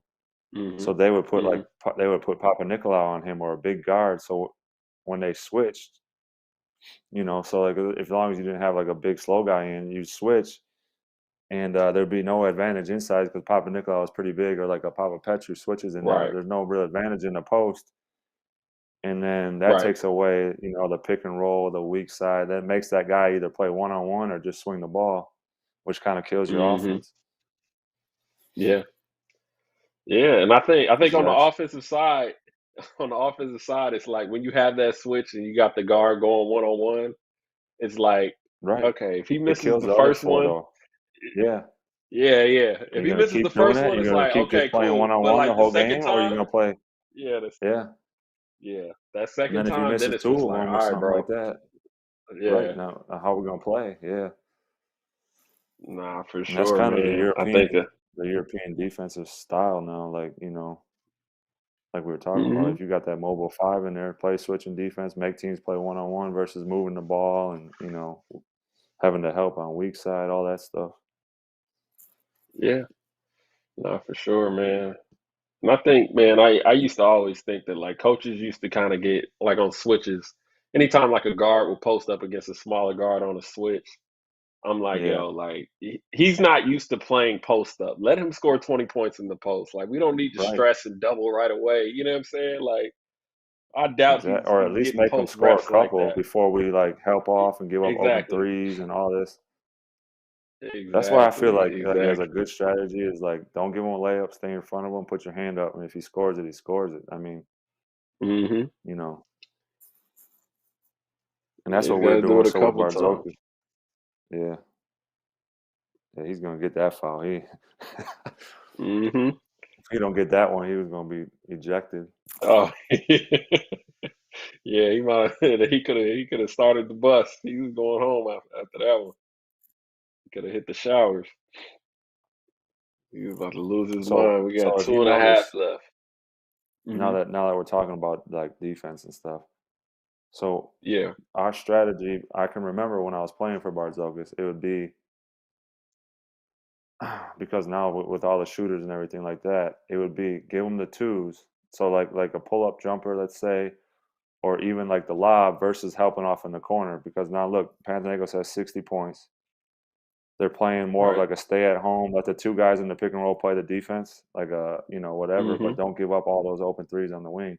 Which is why we saw some Right. lobs to like Papagiannis. But in the end, okay, Yeah. Papagiannis had his 5 dunks, but they didn't hit, 10 threes, and they're winning the game by True. 10, So he kind of has this 2-on-2 style of defense where, hey, let those two guys in the pick and roll play. If they hit a pull up jumper Right. or hit a few lobs versus open threes in the corner and helping so much. Yeah. So that kind of made me think of No, that. that's a fact.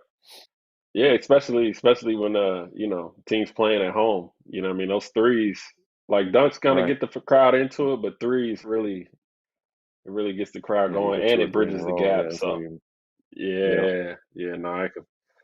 Real quick, what was like one of your favorite gyms to shoot in outside of your home gym? Dude, I like shooting in almost every gym in Spain. I love shooting in. I don't know why. I don't know what it was Yeah. about Spain. It might have been just the Spanish defense, the way they play defense. Spain had this thing where Okay. they'd help off strong side. I don't know if you ever played the Spanish teams Mm-hmm. or noticed how they would play. Like they had this thing where they would like help strong corner, or like Okay. when we played Baskonia, when Hanga was there, Hanga would always guard me, but he'd always Yeah. go and Yeah. help. I just knew like, okay, I'm gonna get a lot of threes today, and I just hope I Yeah. make them get hot. But I always like shooting in Spain. I don't know why. Okay. Yeah. Nah. But It's funny, man. We talk. you got those gyms that you feel comfortable in. You always, and then there's some that you don't feel comfortable in too, where you're like, man, Yeah. I just don't shoot well here, So Right. Right. Yeah, no, it's definitely it definitely weighs in. You definitely want to be able to shoot in your home gym. You definitely want to love yeah, that rim. that's Out of key. all the rims, you definitely want to love that one because you're gonna have Hmm. most of your games there. So, no, I definitely feel you on that. And everybody back home, If you're just now joining us, you can watch this watch along on demand on EuroLeague's YouTube channel. It's been a lot going on, a lot of stories, and from both sides, a lot of experiences from both sides that Matt shared. So please go back and watch this on demand as this game's over, and we're creeping into the last 2 minutes. 61-73, 61-74. Olympiacos looks like they're gonna run away with this one. Looks like they. Yeah, it's looking comfortable now. I mean, so now Olympiacos are going back home, and they're gonna have fans waiting for them at their gym.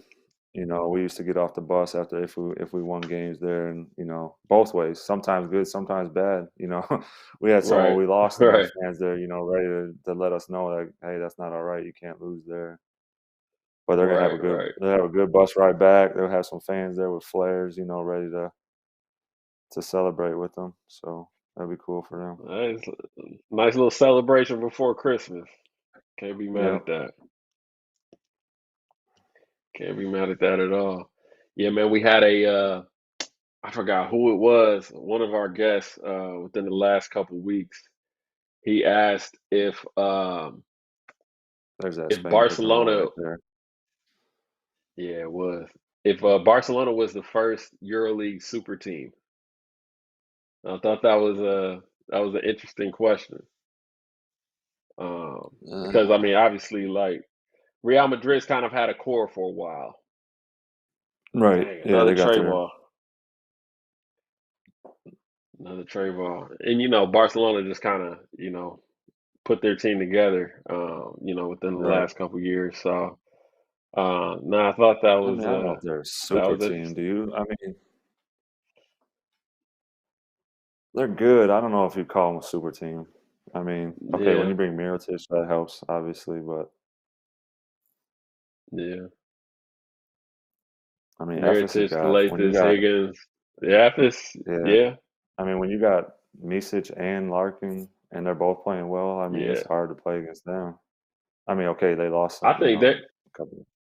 I think they're the scariest team right now because they started off so bad and now they're starting to hit their stride. Yeah, they're getting hot. And, I couldn't believe they started. You don't want to like see them. Yeah. I know, it's crazy. I mean, they did have some injuries. Dunston was out, you know, first half of the season, first half of the EuroLeague season up to that point. You know, they had some players missing, but you know, I think that they're definitely a team you don't want to see in the playoffs, much less, you know, Final Four. I mean, those guys, like you said, Mitrovic and Larkin, they can turn up on you for 2 games. I know. They can. If they get hot, you're going to have a problem.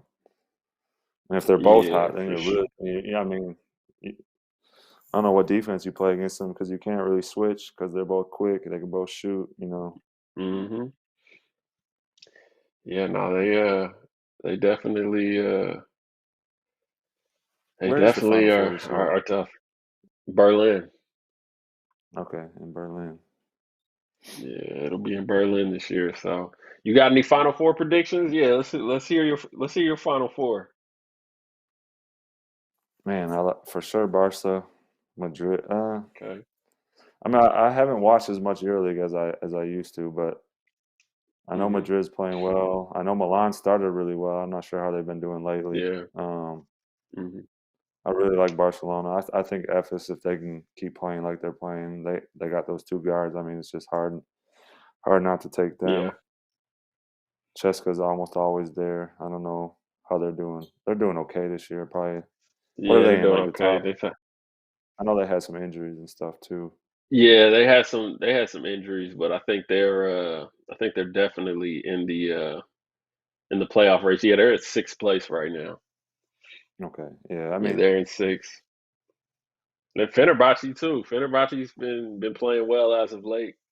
You know, there's just a lot of. I think the second half of this EuroLeague season is gonna be real interesting, man. Because I mean, you know, Fenerbahce's in 10th place right now, and Asvel's been playing well the whole season. You know, there's just a lot. There's just a lot of good teams, man, and the playoffs are gonna be interesting. I mean, I think this is going to be Barcelona's revenge year. Yeah, it could be. I hope so. I mean, I'd like to see I'd like to see it. I'd like to see Nick get another EuroLeague title. I think he might have got one when he first started, but I feel like every year you got like the one or two teams that are like your clear-cut favorite kind of thing, and then it comes down to like who's healthy, who's playing well in the playoffs, Yeah. to see who's gonna get that last like two spots, so. Yeah. And then in the Final Four, That's it's just like whatever happens. It's one game, It's not like a series. It's not like the best team wins every year. It's kind of like, Yeah. just like college when you're watching the college, March Madness. March It Madness, doesn't necessarily mean that the best team's going to win. It's just if you got those 1-2 good games. Yeah. And I think Whoever that's has the kind of what best makes week. it exciting. Yeah, exactly. Yeah, nah, definitely. It does make it exciting, man. But yeah, it'll be interesting to see who's able to go out to Berlin this year, man. I got Olympiacos going, both of the Spanish team, Real Madrid and Barcelona, and then I think Milan. I think Milan's gonna squeak in there. So, we'll see. It looks like this game is definitely on its way to being finished. It had a chance to be It's close, over. like we predicted. Yeah, nah, it did, man. They showed some fight in that third quarter. They had a really big third quarter, man. It's just, it's just being consistent. Right, it Consistency is. consistency is Yeah, key. I hope Olympiacos can make it there this year. I feel like it's time for them to be back in the Final Four. Right. Yeah, nah, they got a historic program, and but that is the end of the game. Olympiacos wins 84-65. They win the Greek Derby. Appreciate everybody tuning in. Matt, I appreciate you stopping by, man, on this Thanks for having me, man. It was this fun. week of holidays, man. Yeah, nah, it was good talking to you, man. I know, it was it's probably mixed feelings watching both of your teams go head to head and being on the outside of it, not being inside, right now. But I appreciate you stopping by, man. It was All right, a thanks for good having time me. for sure. Yeah, no doubt, man. And everybody back home, please like and subscribe. Tune in to us next week, December 29th. I'm going to be taking a break, but we got Cornell Jenkins going to step in my place. And we got basketball influencer Filet will be on. He will be the guest next week for the Maccabi Tel Aviv and Monaco game. So you definitely don't want to miss that. But everybody enjoy the holidays. Merry Christmas to those that celebrate. And everybody stay safe. And we're out.